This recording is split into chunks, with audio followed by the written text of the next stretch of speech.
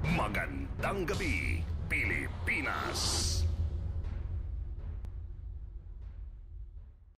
Ang malaking dagok sa pagkamatay sa maraming mga kasamahang nasawi sa Marawi Siege noong 2017 na pinamumunuan ni Abu Sayyaf leader Isnilon Hapilon at pagkakapatay ng ilang commanders at pagkakaresto ng maraming mga aktibong miyembro sa Basilan at Zamboanga ayon sa militar.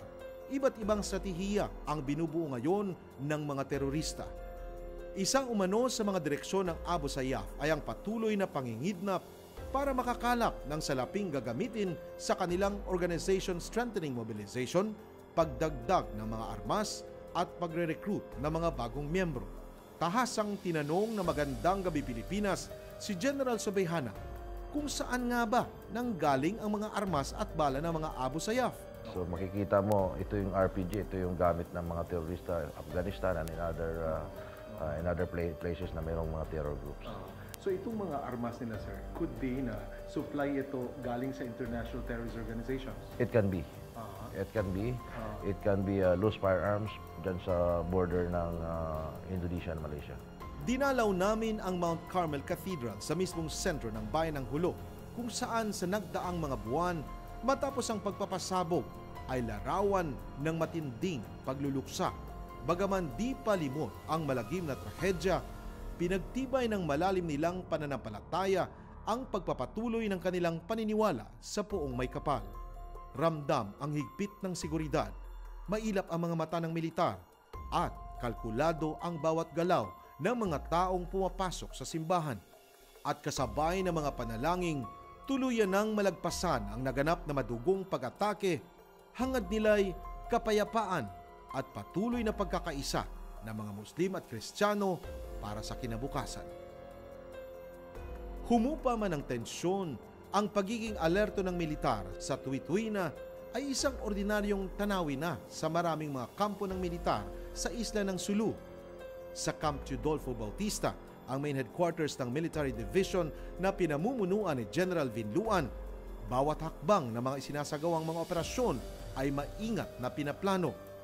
Headquarters, 4th Marine Brigade, will preposition in Barangay Tando Bato, Looc, Sulu.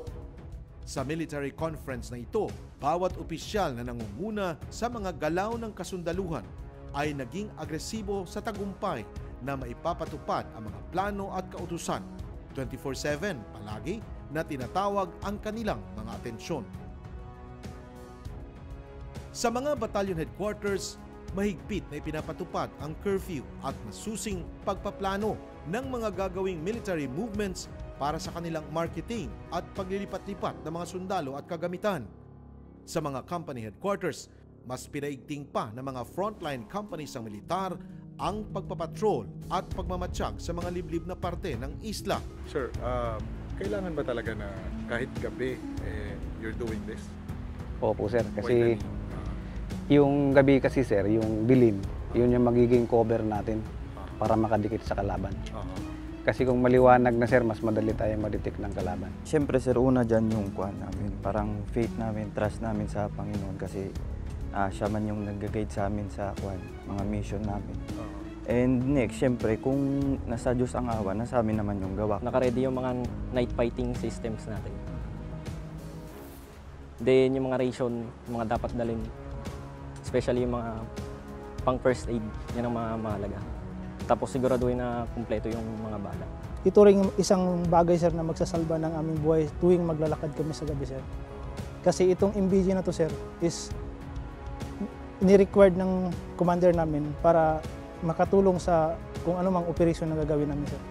Lahat ng mga checkpoints na nadaanan ng Magandang Gabi Pilipinas, nakabalandra ang mga larawan ng mga wanted na mga commanders ng teroristang Abu Sayyaf. Actually, maliit na sila ngayon eh.